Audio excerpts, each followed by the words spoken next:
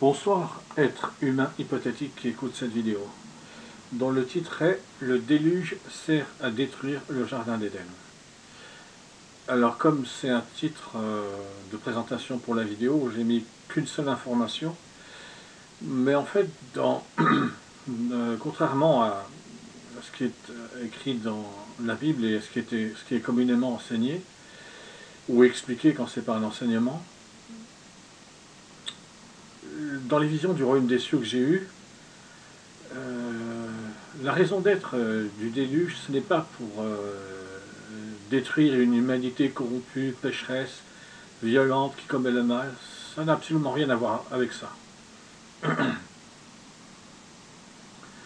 Il y a plusieurs raisons pour lesquelles le déluge a lieu, mais qui n'a rien à voir avec le comportement des êtres humains,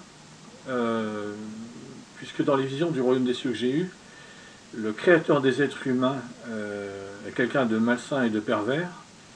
Il prend plaisir à faire souffrir ses créatures, et c'est lui-même, c'est un être céleste qui est le numéro 3 du royaume des cieux, et qui après un temps considérable à avoir vécu dans les valeurs qui lui ont été enseignées par ses deux parents, sa mère qui est l'aimée, la reine du royaume des cieux, son père qui est l'être originel, le roi du royaume des cieux, eh bien il a fini par rejeter. Ça ne s'est pas fait d'un seul coup, ça s'est fait progressivement, mais au bout du compte, il a fini par complètement rejeter cet être céleste qui est le numéro 3 du royaume des cieux, qui dans le royaume des cieux est le grand prince.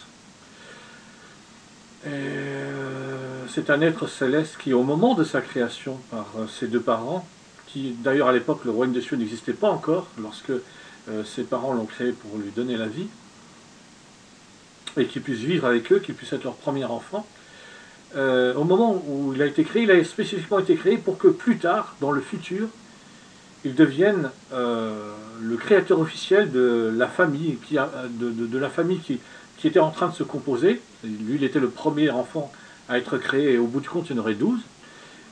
Et une fois qu'il y aurait 12 enfants, donc cette famille, c'est la famille Amour, et au sein de la famille Amour, donc tout ce que j'explique là, c'est avant le royaume des cieux, avant la création du royaume des cieux, au sein de cette famille Amour, il deviendrait le créateur officiel, donc le créateur officiel d'abord de la famille Amour, et une fois que le royaume des cieux sera créé, il deviendra le créateur officiel du royaume des cieux.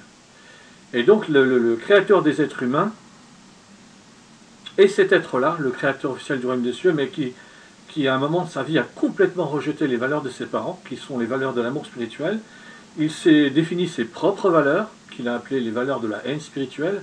Alors pour les êtres humains, c'est une évidence de parler de haine et d'amour, mais dans le royaume des cieux, au moment où il y a un événement précis pour les êtres humains qui correspond à ça, au moment où Ève et Adam sont chassés du jardin d'Éden, celui qui à ce moment-là s'est défini comme étant cœur de haine, a fait une déclaration officielle dans tout le royaume des cieux, adressée à tous les êtres célestes vivant dans le royaume des cieux, donc au minimum des centaines de millions d'êtres célestes, peut-être des milliards ou des dizaines de milliards d'êtres célestes. Au moment où celui qui s'est défini comme cœur de haine a contesté les valeurs de ses parents, il a expliqué qu'il s'était choisi ce nom, cœur de haine, et qu'il a défini ses propres valeurs, les valeurs de la haine spirituelle. Ça n'existait pas dans le royaume des cieux, ça n'existait pas du tout. Donc c'était quelque chose de totalement inconnu. Ce qui est une évidence pour les êtres humains, la haine qui s'oppose à l'amour, c'était totalement inconnu jusque-là dans le royaume des cieux, au moment où il y a eu cette déclaration officielle dans tout le royaume des cieux de cœur de haine, qui pour les êtres humains correspond au moment où Ève et Adam ont été chassés du jardin d'Éden. Alors, je donne toutes ces explications en préambule, pour bien faire comprendre pourquoi, dans les visions du royaume des cieux que j'ai eues, le déluge n'a rien à voir avec le comportement des êtres humains. Les êtres humains n'ont pas été...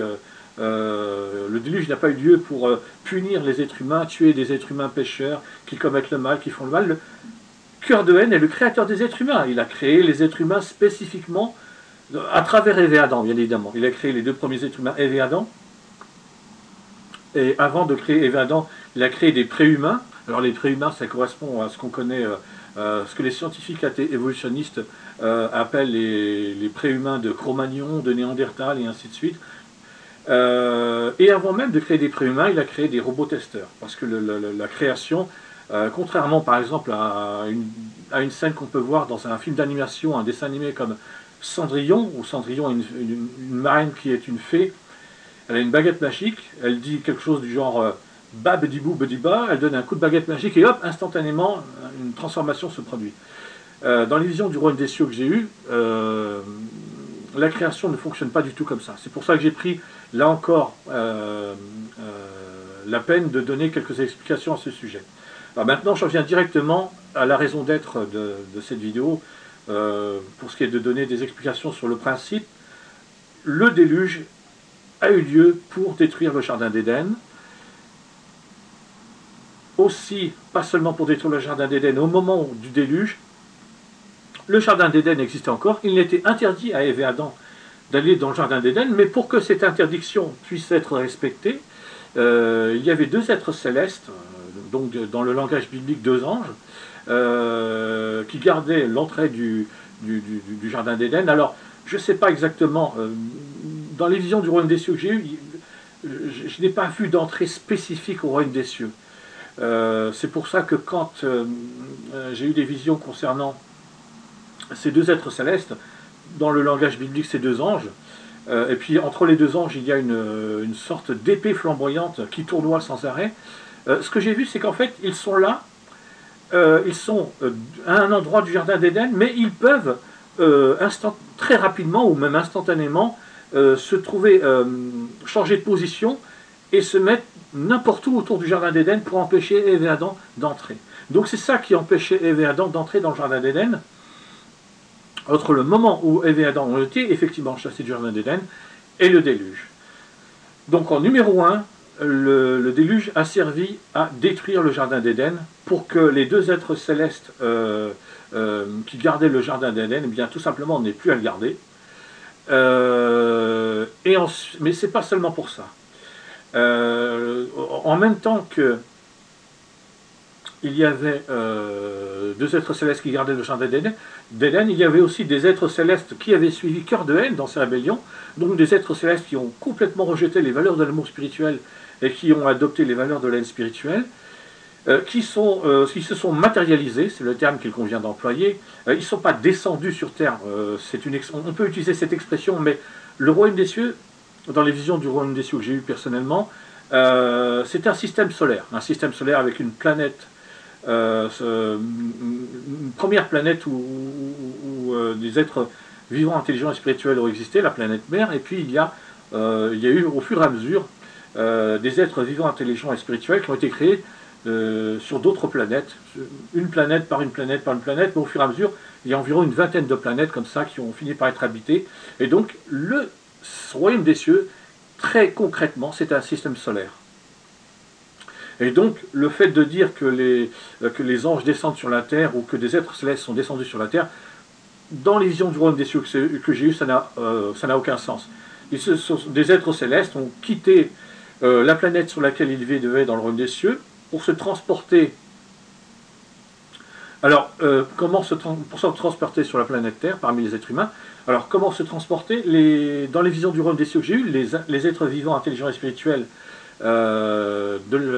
très concrètement disposent d'une très grande technologie, je ne sais pas exactement comment le dire, c'est à la fois une très grande et de nombreuses technologies.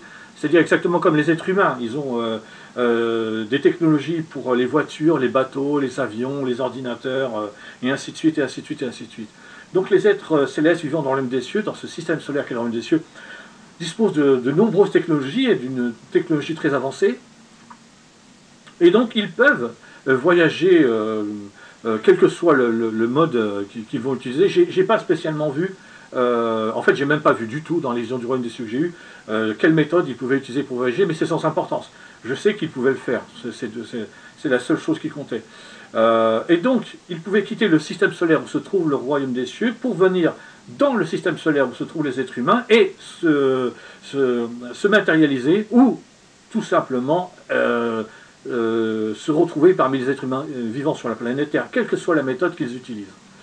On peut, si on fait référence, je crois, à une série télévisée comme Star Trek, ils peuvent utiliser la téléportation, ils peuvent utiliser des vaisseaux pour voyager dans l'espace, ou un mélange des deux.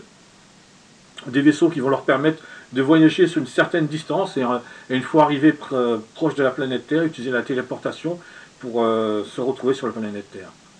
Donc tout cela est très concret. Les visions du royaume des cieux que j'ai eues sont très très concrètes. Et donc j'en arrive au deuxième point où je voulais en venir. Il y avait donc des êtres célestes, des haineuses, les partisanes de la haine, les partisanes de cœur de haine. Dans les visions du royaume des cieux que j'ai eues, pas seulement dans les visions du royaume des cieux que j'ai eues, parce que tout ce que j'explique, c'est lié à deux réalités, à des visions du royaume des cieux que j'ai eues entre 2001 et 2013, et à des réflexions personnelles que j'ai eues entre 1990 et jusqu'à aujourd'hui, et puis quand j'ai commencé à faire ce travail, où j'ai pu finir par écrire le livre que j'écris, le Séparatisme et radicalisation dans le royaume des cieux, jusqu'en 2019, quoi, à partir de 2019. Donc il y a un mélange entre les visions du royaume des cieux que j'ai eues et des réflexions personnelles. Parce qu'en fait, j'y reviendrai plus tard, parce que sinon là je vais m'égarer. Là j'ai conscience que je vais m'égarer. Je reviens sur le point où je voulais en venir.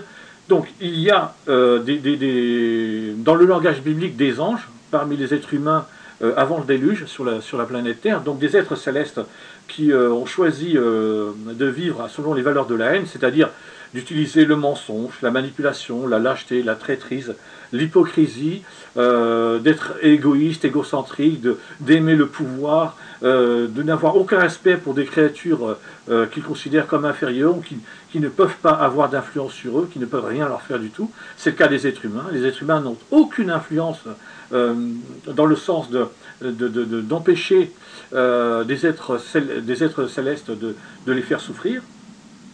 Donc ils n'ont aucune influence, les êtres humains n'ont aucune influence sur les êtres célestes du royaume des cieux dans ce sens précis. Les empêcher par exemple, quand des êtres célestes veulent faire souffrir des êtres humains, les êtres humains n'ont aucun moyen de les empêcher de les faire souffrir.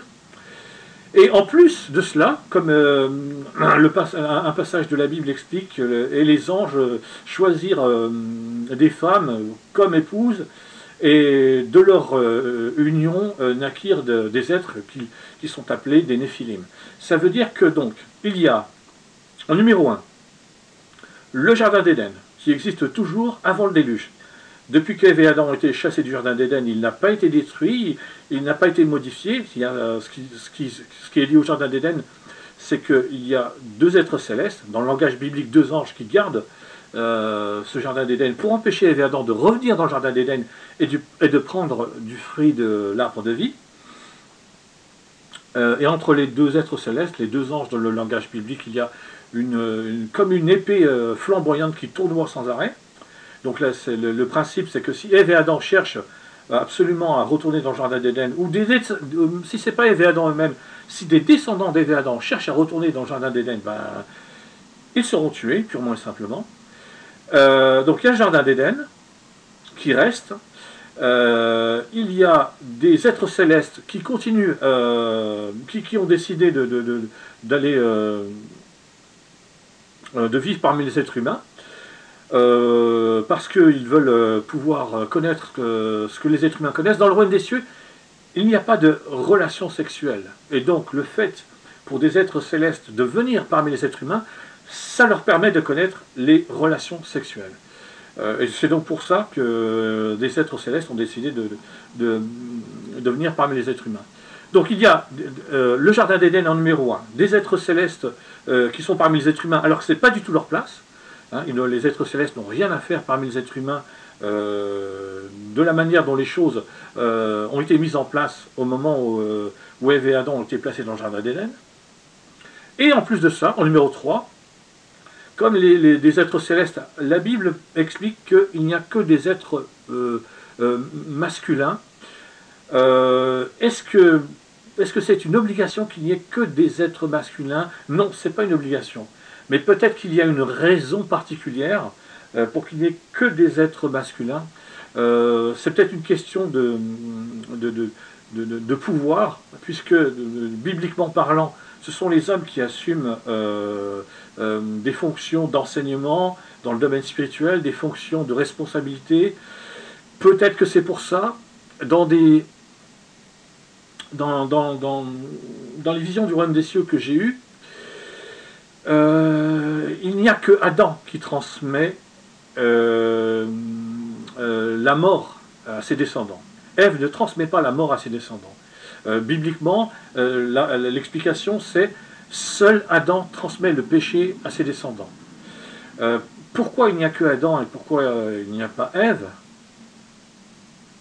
Eh bien, apparemment, d'un point de vue génétique, c'est à travers les gènes du père, puisque après Adam, ce sont les descendants d'Adam, donc ce sont les êtres humains mâles, les hommes, qui vont transmettre la mort, ou bibliquement parlant, le péché.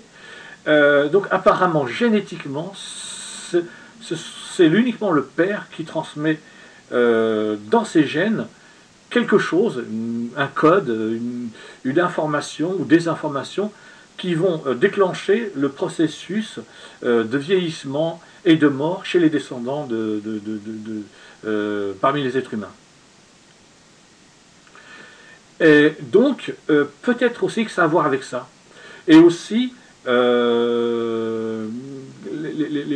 êtres célestes qui ont des relations sexuelles avec des femmes, peut-être aussi qu'ils ne peuvent engendrer, c'est-à-dire qu'ils ne peuvent donner la vie à des êtres hybrides, mi-êtres célestes, mi-humains, ou dans le langage biblique, mi-angélique, mi-humain. Peut-être que ce n'est possible que si ce sont des hommes, les êtres célestes sont masculins et pas féminins, et que s'ils étaient féminins, ils ne pourraient pas, si c'était par exemple, si un être céleste prenait un corps féminin et qu'il avait une relation sexuelle avec un être humain mâle, un homme, peut-être qu'il ne pourrait pas engendrer, c'est-à-dire qu'il ne pourrait pas donner la vie à des enfants. Peut-être que c'est ça aussi. Donc ça fait beaucoup avant le déluge, ça fait beaucoup de paramètres qui parasitent complètement le fonctionnement des êtres humains, puisque il y a le jardin d'Éden auquel les êtres humains n'ont plus accès, mais qui, comment dirais-je, est une preuve irréfutable qu'il y a bien eu par le passé Ève et Adam dans le jardin d'Éden, et donc la création d'Ève et Adam. Il y a les êtres célestes qui n'ont rien à faire sur la planète Terre, et il y a les descendants, les Néphilim, des êtres célestes dans un corps mâle, donc des anges mâles, qui ont eu des relations sexuelles avec des femmes, qui ont eu des descendants, et justement les Néphilim, ça correspond à l'explication que je donnais un peu plus tôt. Les Néphilim sont exclusivement des hommes,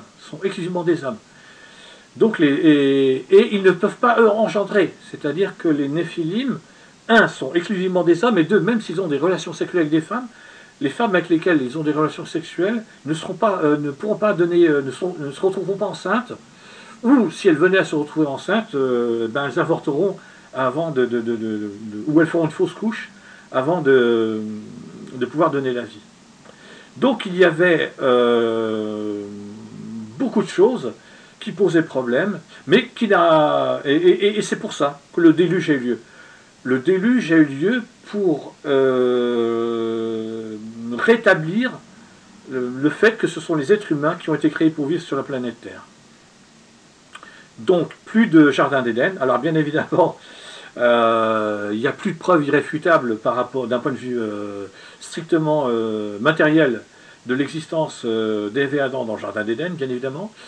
Plus d'êtres célestes, êtres humains mâles, qui ont voulu avoir des relations sexuelles avec des femmes. Donc là encore pareil, puisqu'il n'y a plus d'êtres célestes, il n'y a plus de preuves matérielles non plus qu'il existe dans le langage biblique des anges avec des êtres humains. Plus de Néphilim. Et donc le déluge a permis ça. C'est-à-dire que après le déluge, lorsque Noé et les membres de sa famille ont quitté l'arche dans laquelle ils étaient, eh bien, ils se sont retrouvés, il y avait uniquement des êtres humains, et il n'était plus question à ce moment-là que des êtres célestes quand, qui se sont rebellés contre la reine et le roi du royaume des cieux, qui ont rejeté les valeurs de l'amour spirituel et qui ont adopté les valeurs de la haine spirituelle, puissent vivre parmi les êtres humains avec un corps d'être humain mâle, matérialisé, mais en étant beaucoup plus puissant. Hein. Si on devait faire une comparaison, même si les êtres célestes ou les anges, dans le langage biblique, avaient un corps d'être humain mâle, qui ressemblait littéralement à des êtres humains mâles des hommes, ils étaient beaucoup plus puissants. En fait, ils étaient probablement comparables à des super-héros comme on en connaît aujourd'hui. Probablement que comme Superman, ils étaient capables de voler dans les airs. Probablement qu'ils avaient une résistance particulière. Par exemple, si un être céleste qui vivait avant le déluge voulait par exemple donner un coup de poing dans un rocher, fort probablement que, un, il se ferait pas mal, et deux, qu'il ferait un trou dans le rocher. Donc, ces êtres célestes-là qui ont pu exister avant le déluge n'existaient plus, et leurs descendants non plus, enfin leurs descendants, leurs enfants ou leurs fils, puisqu'il n'y avait que des êtres humains mâles, des hommes, les Néphilim, qui étaient physiquement beaucoup plus forts et beaucoup plus grands que les êtres humains mâles, les hommes. Donc vraiment, le déluge a apporté des changements très importants, mais qui n'ont rien à voir avec le comportement des êtres humains. C'est pas parce que les êtres humains étaient pécheurs, c'est pas parce que les êtres humains ont fait le mal, c'est pas parce qu'il fallait punir les êtres humains, non, c'est parce qu'il fallait rétablir, une situation qui fait que les êtres humains n'avaient plus aucun pouvoir. Ils n'avaient plus aucun pouvoir. Comparé aux Néphilim et aux êtres célestes matérialisés dans des corps d'hommes, des êtres humains mâles, c'est-à-dire dans le langage biblique, avec les anges matérialisés dans des corps d'êtres humains mâles d'hommes, et leurs fils, les Néphilim, les êtres humains ne pouvaient rien faire du tout, quoi. Ils étaient totalement leur pouvoir. Alors ils pouvaient peut-être vivre leur vie d'une certaine manière, mais s'ils bâtissaient quelque chose et que les êtres célestes, dans le langage biblique, les anges ou les Néphilim décidaient de détruire ce qu'ils avaient bâti, ils ne pouvaient rien faire pour s'opposer à eux, quoi. Voilà, j'ai terminé pour cette vidéo. Donc, hypothétique être humain qui a écouté cette vidéo, merci.